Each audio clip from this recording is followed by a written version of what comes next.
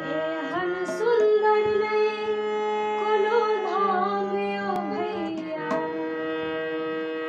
एहन सुंदर नहीं कोनो धाम ओ भैया,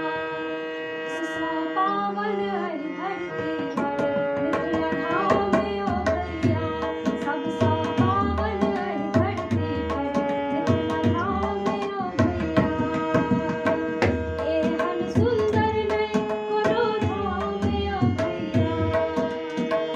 एहन सुंदर नहीं कोनो धाम ओ भैया, सबसो पावन अहि धरती पर मिथिला धाम ओ भैया, सबसो पावन अहि धरती पर मिथिला धाम ओ